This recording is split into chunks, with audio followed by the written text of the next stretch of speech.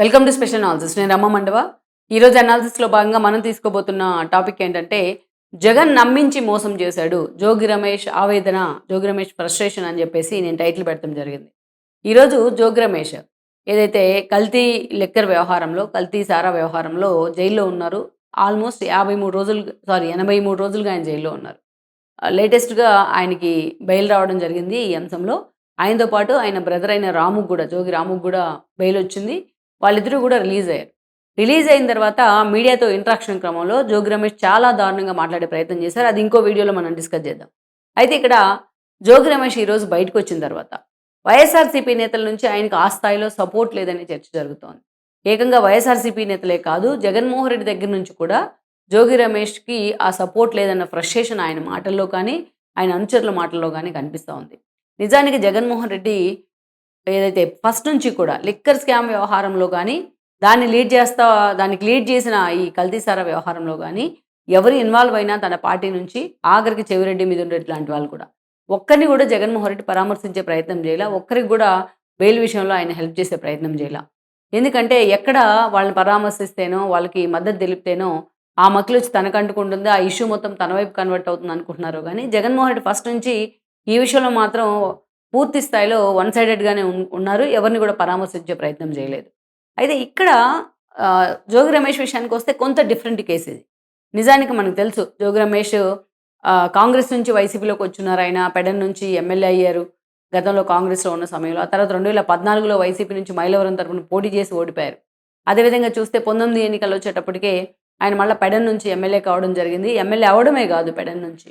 ఆ తర్వాత కొద్ది రోజులకే అంటే క్యాబినెట్ ఎక్స్‌పాన్షన్‌లో భాగంగా ఆ రోజు ఆయన చంద్రబాబు నాయుడు మీదకెళ్ళి, ఆయన ఇంటి మీదకెళ్ళి ఆయన చేసిన హడావిడి ఆయనకు మంత్రి పదవి అయితే తీసుకొచ్చింది. అలాంటి వాళ్ళకే మార్క్స్ పడతా ఉంటాయి వైఎస్ఆర్‌సీపీలో. సో, జగన్మోహన్ రెడ్డి కన్సర్న్‌లో పడ్డానికి ఆయన చాలా ఎఫర్ట్ పెట్టారు. చంద్రబాబు నాయుడు మీద, ఆయన ఇంటి మీద మంది మాగదులనేసుకొని దాడికి వెళ్లారు. సో, మొత్తానికైతే జగన్మోహన్ రెడ్డి ఆయనకు ఆ క్రెడిట్ ఇచ్చేశారు మంత్రి పదవి రూపంలో. ఇక మంత్రి అయిన తర్వాత అవ్వక ముందు నుంచి కూడా. ఆ పక్కనే మైలవరం కాన్స్టిట్యున్సీ. ఒకప్పుడు తాను పోటీ చేసి ఓడిపోయిన కాన్స్టిట్యున్సీ మీద ఆయనకి ప్రేమ ఎప్పుడూ ఉండేది. సో, ఎప్పుడూ కూడా తన కాన్స్టిట్యున్సీ వదిలేసి మైలవరం మీదే ఫోకస్ పెట్టేవాళ్ళు. వసంతకృష్ణ ప్రసాద్‌ని ఎప్పుడూ సరిగ్గా పని చేసుకొనిచ్చేవాళ్ళు కాదు. వాళ్ళిద్దరి మధ్య చాలా ఇగోసు, ఆధిపత్య పోరు నడుస్తూ ఉండేది. వసంత పదే పదే ఈ అంశం మీద ఎన్నో సార్లు మీడియాతో మాట్లాడారు. జగన్మోహన్ రెడ్డి కంప్లెయింట్ చేశారు.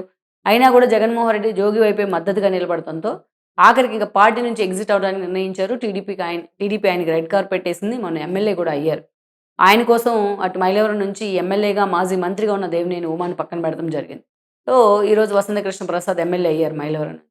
మొన్నటి ఎన్నికల్లో అటు మైలవరం టికెట్ ఇస్తారా జోగ్‌కి అంటే అది ఇవ్వలేదు జగన్మోహన్ రెడ్డి. ఆయన సొంత కాన్స్టిట్యున్సీ అయిన పెడన ఇస్తారంటే అది ఇవ్వలేదు.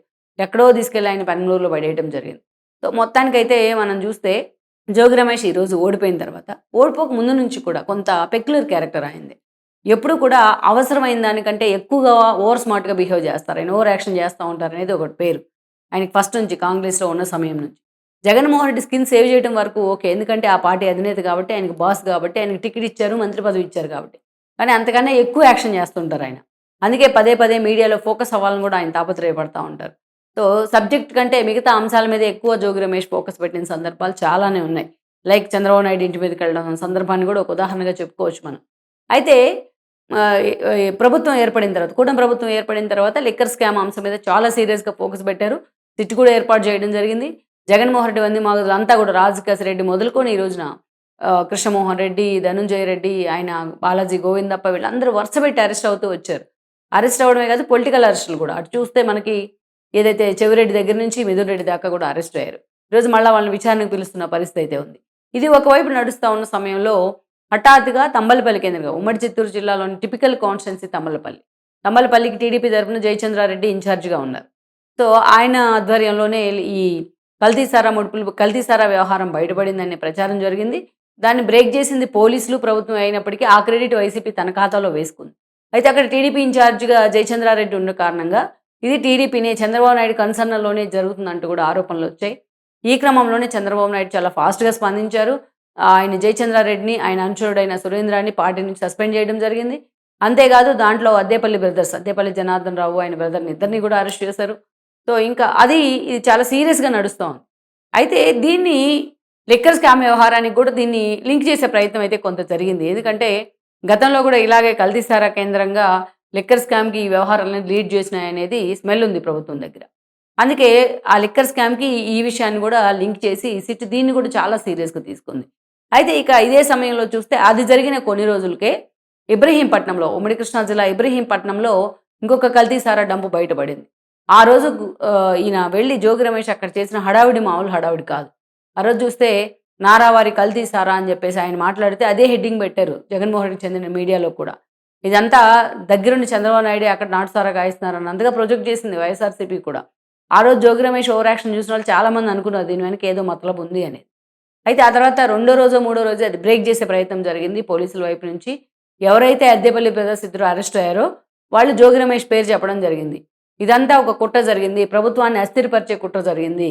సో ఈ కల్తీ సారా వ్యవహారాన్ని చంద్రబాబు నాయుడు మెడలో వేసే ప్రయత్నం జరిగింది అని చెప్పేసి ఆయన ఓపెన్గా పోలీసుల ముందే ఆన్ రికార్డ్ స్టేట్మెంట్ ఇవ్వడం జరిగింది. ఈ పరిణామాలతో ఉలిక్కి పడింది వైఎస్ఆర్సీపీ. జోగి రమేష్ కూడా నిజంగానే ఉలిక్కిపడ్డారు. జగన్మోహన్ రెడ్డికి జోగి రమేష్కి సంబంధం లేదని చెప్పే ప్రయత్నం కూడా జరిగింది పాపం వైఎస్ఆర్సీపీ వైపు నుంచి. ఏకంగా ఆయన దుర్గా గుడికి వెళ్ళి ప్రమాణాలు చేశారు, దమ్ముంటే రండి అన్నారు. ఇంత హడావిడి జరిగిన పూర్తి ఆధారాలతో ఆయన పోలీసులు అరెస్ట్ చేశారు. ఆయన బ్రదర్ను కూడా అరెస్ట్ చేయడం జరిగింది. సో ఈ క్రమంలోనే జైల్లో ఉన్నారు ఆయన. అయితే ఆయన మీద విమర్శలు వచ్చినప్పుడు కానీ జగన్మోహన్ రెడ్డి సపోర్ట్గా నిలబడ్డారు. ఆ రోజు ఒక్క విషయంలో ప్రెస్ మీట్ పెట్టి అసలు అద్దేపల్లి బ్రదర్స్కు జోగి రమేష్కు ఎలాంటి సంబంధం లేదని చెప్పారు. ఈ అద్దేపల్లి బ్రదర్స్ ఏమో మా ఇంటి ఎదురే వాళ్ళ ఇల్లు ఉంటుంది అని చెప్తారు. ఆధారాలు కూడా చూపించారు, వాట్సాప్ లింక్లన్నీ కూడా. జోగి రమేష్ ఏమో వాళ్ళు చిన్నప్పటి నుంచి మాకు తెలుసు, వాళ్ళతో మేము ఆడుకునేవాళ్ళం అని చెప్తారు.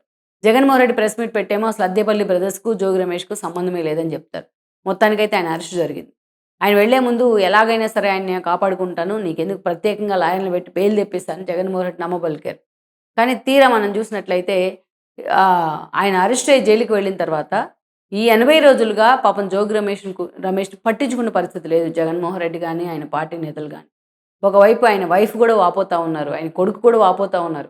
మా నాన్న ఇంత దారుణంగా లోపలేస్తే పార్టీ అధిష్టానం గాలికి వదిలేసింది అని చెప్పేసి. అంటే జగన్ నిజంగా సీరియస్గా ఎఫర్ట్ పెట్టి ఆయన కనుక పట్టించుకొని ఉంటే ఏ కొమ్మినేని లాంటి వాళ్ళకి వచ్చినట్టు వెంటనే బెయిల్ వచ్చి ఉండేదేమో రమేష్ కూడా సుప్రీంకోర్టులో, వంశీ లాంటి వాళ్ళకి వచ్చినట్టు. దాదాపు 83 రోజులు తన బ్రదర్తో పాటు ఆయన జైల్లో మగ్గారు.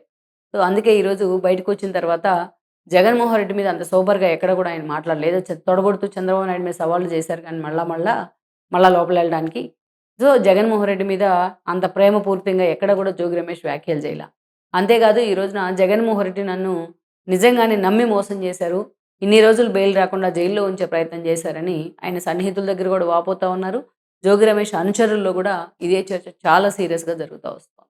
Please share, like and subscribe R24 Telugu YouTube channel.